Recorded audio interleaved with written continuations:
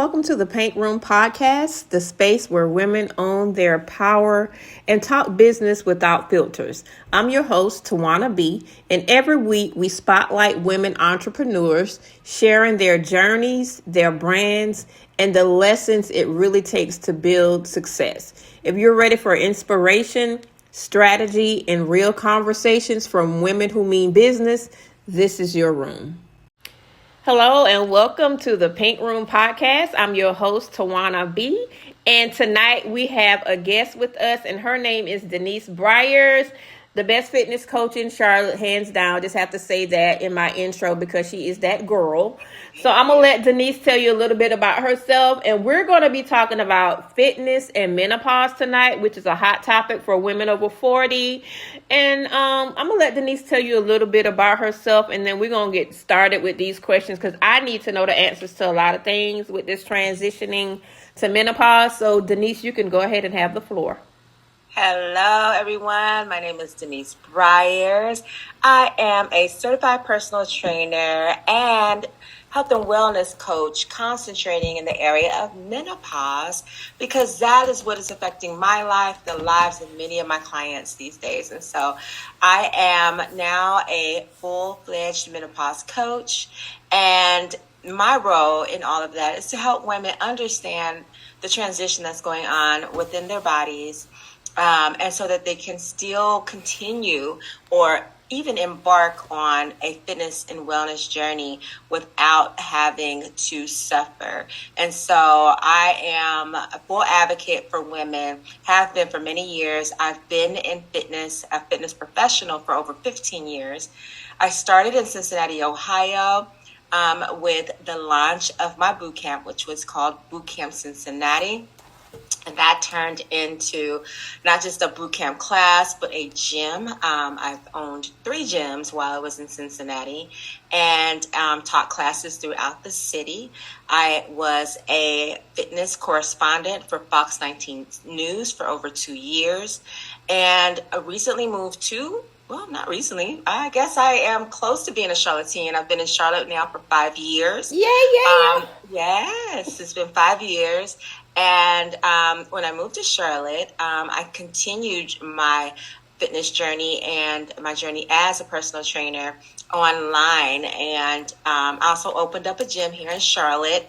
But now I've dedicated my business to fully online coaching. I teach a fitness class at 5 a.m. Monday through Thursday. And now I'm embarking on the menopause coaching. And so now I am accepting clients to help coach them through this phase of life, as well as help them become better educated and more empowered to get in the gym and to live a healthier lifestyle. I am a mother of 3 grown children. And I'm about to be a grandmother. It's so exciting. Yay, congratulations. Thank you. I'm also engaged to be married next year. And it has been a wonderful journey. I tell you, I embarked on this menopause journey as soon as I moved to Charlotte. So it started for me 5 years ago. And now I am in full menopause, and I know so much more about myself, about my body, about how I'm operating in this space. And it's just been a journey, to say the least, but a journey that has been well traveled, and I'm excited to share my journey with other women. All righty. Well, thank you for that intro. Let's dive into these questions because a lot of women out here want to know what is the most common physical symptom that women experience? Because I know there is a slew of them, but can you give us a few of them that women experience during this transition? Yes, I think the one that most women experience first off is hot flashes. If you don't know, if haven't experienced a hot flash, and for the fellas out there that don't know what that is, it's basically your body, it's like it turns into an oven, and you turn the oven on, and out of nowhere you start perspiring. You're just heated, and it lasts for maybe a minute and no more than a minute or two, and then it goes away. The onset of hot flashes is the first indication that a woman is entering, well, not the first indication, but the first physical indication that you're entering into menopause. And so I would say hot flashes, of course, night sweats, weight gain around the midsection is pretty common. That Fatigue. sucks. I know, right? Fatigue. Joint pain is another that women experience. And some women may think, oh, it's just I'm getting older. And, no, it's like this is pretty much a part of menopause. Joint pain, arthritis, rheumatoid arthritis pain, stiffness in your shoulders, stiffness in your hands, sleep disturbances, waking up at 2 a.m. and can't go back to sleep. Like that's pretty common as well. Brain fog, and then changes in the skin and hair. You start to experience changes in your skin, especially with the elasticity and collagen in your skin. And then with your hair, you start to experience some thinning. And that, for me, was, oh gosh. I mean, is that one of the for symptoms me that was amazing. you experienced thinning of the hair? It definitely was. Was it predominantly in the top, in the crown area? Yes, and it was. Top crown area, I'd always kind of had some tension around my hairline due to the hairstyles that we wear. But when I started really seeing the crown of my hair go thinner, I knew, I was like, oh my God, I gotta do something about this. And a lot of women aren't really empowered to seek help, but you can seek help for these things. You can go see a dermatologist who will help you in this process and really get you to understanding what's going on with your hair. And it's funny that you're talking about thinning of hair, because the lady that I interviewed last night, she actually has this hair growth oil that I've been using for 5 years since she created it. Well, no, it's been 10 years, because it was 2016 and it's about to be 2016 again. And when I say it's the holy grail for hair growth, and y'all two may need to team up at some point. Okay, and I would love that. yeah, because I mean the oil. When I say, oh my God, you got to listen to the podcast we recorded last night when I get it published. But yeah, it's about the hair, the hair oil, and then you're talking about the thinning of hair. Yes. So how do you think menopause impact mental health and emotional well-being? Because I've heard some horror stories about that too. Oh my goodness. It's a huge impact. Again, here, I gotta say, like, most women's journeys are different. Right. I can only speak from my own personal experience. And with my own personal experience, it hit hard.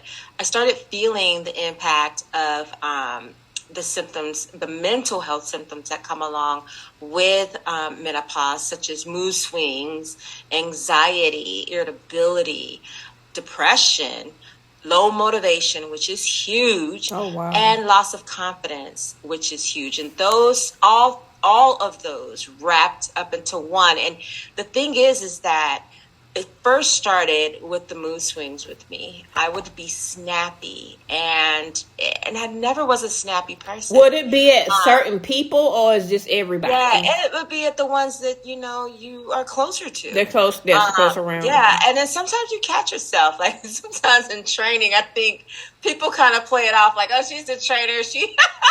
She's gonna be snappy. She's gonna be, mouthy or whatever, because it's a motivator, right? But no, I really felt that. And so it would be certain things that clients would do that would just irritate the mess out of me. And they didn't know. They just thought it came along with the role of being a personal trainer. But for me, it was real. Like, I would just be like, oh my God, I can't wait till these women get out of here. Oh. But yeah, oh my God, but the anxiety, Tawana. Oh my God, what I tell you, every day when I would train and I would finish my last morning client and I would be by myself, that's when I would feel this rush of anxiety in my chest. And that's one of the side effects or one of the symptoms? Yes, it is. Yes, it is. And as long as I was around someone, I was cool. But when I was left alone, oh my God, it just got heavy. It got really heavy. I went through a really bad bout of anxiety and still do to some degree, but now I know how to better manage my anxiety flare-ups. So what type of treatments are available, medical or natural? Like, are there any like There absolutely supplements? are. There absolutely are. Like ashwagandha is a really big one for me, and that helped with the anxiety I was feeling. And there are like dim. It's oh gosh, I can't pronounce it, but there are natural remedies that you can take to help with anxiety. And then there are some prescribed medications that you can take to help with that. But Tawana, I'm going to be honest with you. What I leaned on most for my anxiety was just positive self-talk. Oh, wow. And Like talking myself affirmations and stuff down. like that? Oh my gosh. The affirmations, and I specifically sought out apps that would just shoot affirmations at me at random points of my day that would help me get through my day. I would listen to podcasters that would help me get through my day who talked about the feelings that I was going through, and it let me know that I wasn't in this by myself. Wow. And so for me, I really leaned more on the positive self-talk.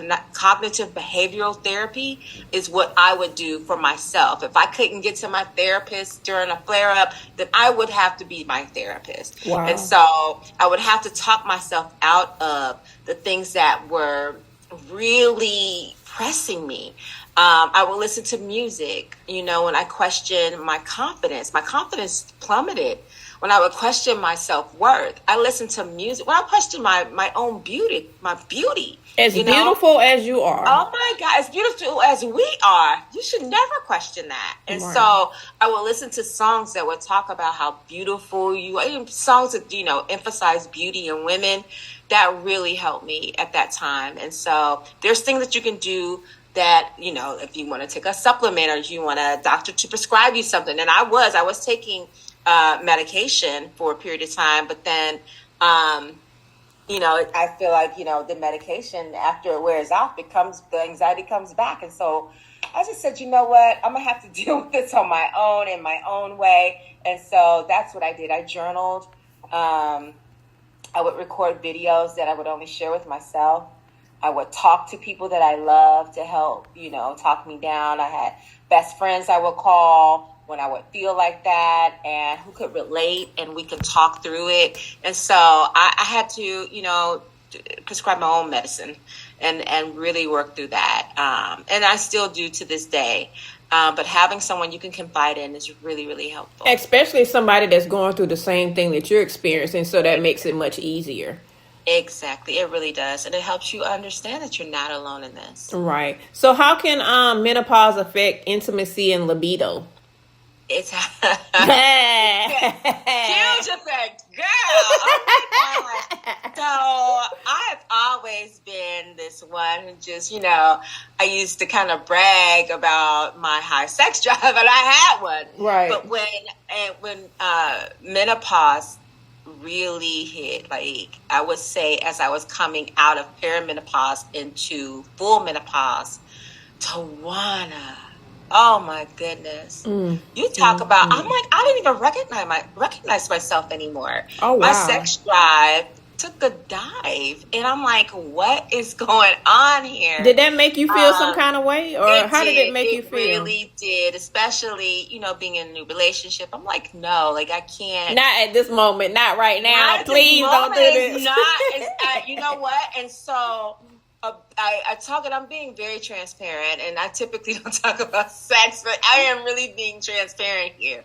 I had to really understand my body and what was going on within my body to really come to some degree of, okay, now the game has changed. Everything changes from this point on. Now, Denise, it's time to be intentional.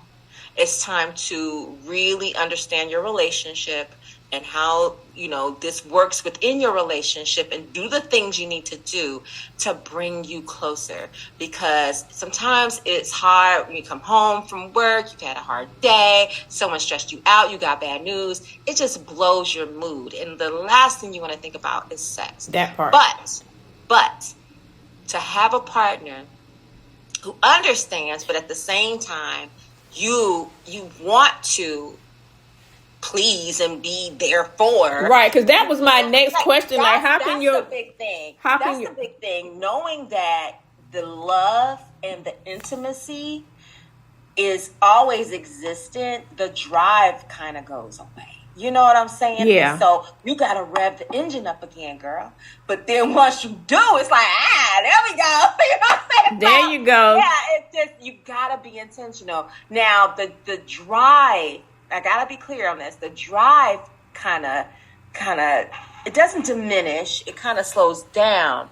But the love and the intimacy that manifests from the intentionality is what is key. And so you can't sit up here and think like, oh, well, I just don't want it and I ain't gonna do it. And no, boo-boo. Right. No. Right. Unless you're in a relationship that, you know, y'all cool on that, but no, I'm not cool. And it's very rare that you will find that. I love my man. I want to do everything to please him. And so I had to step outside of myself with that drive to get to a place where, like, get to the familiar. Right. And you can get there, but you have to be intentional about it. Absolutely. Play on your mind as far as your body image, as far as, you know, the physical things that go on. Like, there are things out there you may want to talk to your physician about that can help, you know, with discomfort or vaginal dryness. But that libido, honey, it's very mental. It's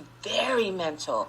And you got to work on that. You really have to be intentional. Women, do not let your man go without it, because, baby, they're going to find it from somewhere else. Honey. Not my man, but I'm not my man. Not my man. Well, we're going to switch gears a little bit, because I know we could talk about menopause all day, but let's talk about this fitness journey. Like, what first motivated you to start your fitness journey, first of all?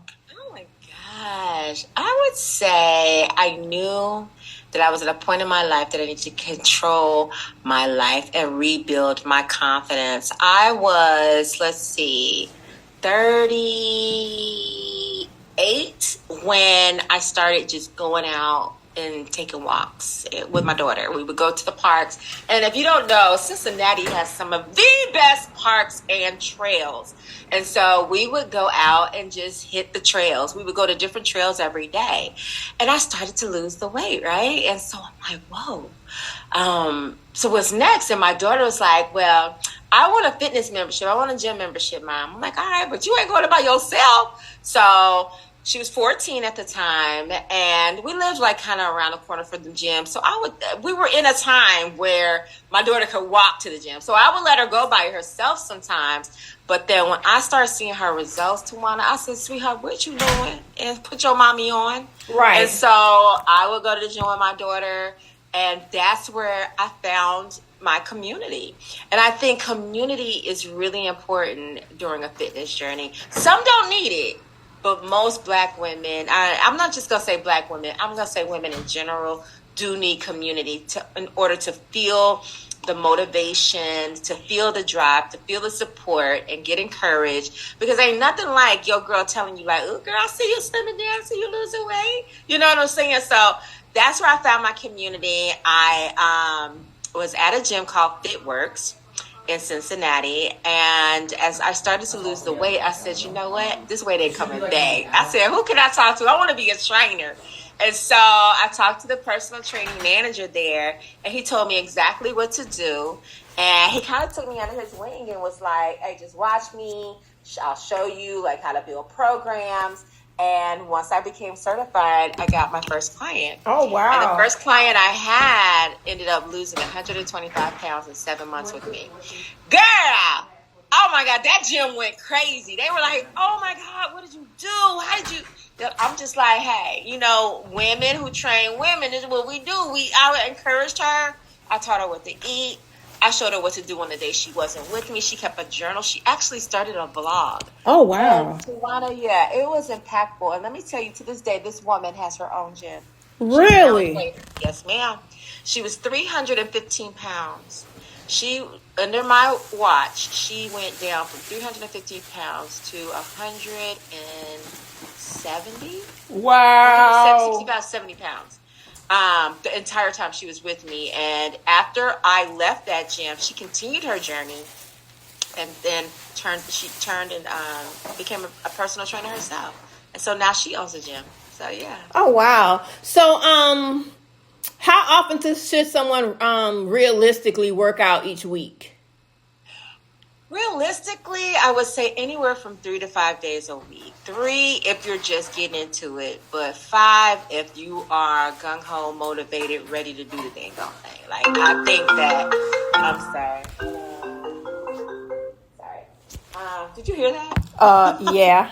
I'm sorry. That's my mama. Tell Mom Dukes we're gonna have to call her back in a few minutes. I did. Okay, so realistically 3 to 5 days a week, and it's a build up, right? Like for me, I'm at 5 to 6. It's a build up. It's something I have to do, something I make the time for, and it's consistency it really matters. So even if it was just 30 minutes on a treadmill or something like that, as long as you're getting something in. Exactly. So what about nutrition? How important is nutrition compared to exercise? Are they kind of hand in hand? They both work together, but I would say nutrition, as I used to say back in the day, 80% of it is nutrition. Okay. If you ain't eating right, all the working out in the world it's not going to help you. Eating Oreos and potato chips and ice cream. You have to get to a point in your life where it's like you got to eliminate the stuff, like the things that are going to really be detrimental to you as you're on this journey. And that's going to keep you from getting where you want to go. So I would say just making sure that you stay away from ultra processed foods. You reduce your sugar intake, just eliminate it altogether. Like for me, when I think about nutrition, I think about my macros, right? Macros are your proteins, your fats, and your carbohydrates, right? Right. Protein is king in my book. Some people who do keto would say fat is king. And whatever floats your boat, that's great. But for me, prioritizing protein is king. You got to make sure that every meal has a significant amount of protein intake, because on a journey, and if you're wanting to lose weight, you need to take in at least your body weight in protein every day. So if I was a 150-pound woman, I would need to be eating at least 150 grams of protein every day. Now, is that realistic for most? It may not be. But for those who are really like getting in the gym, doing their thing, lifting weights, getting their cardio done, 150 grams, you can make that happen, right? Right. As we age, though, and I'm going to be straight honest with you, nutrition for me has took a dip. It's like started to decline. So your appetite has decreased? It's not the same. However, I'm going to tell you this. My workouts have changed as well. For me, I did have to make some adjustments because of joint issues and knee issues and things of that nature.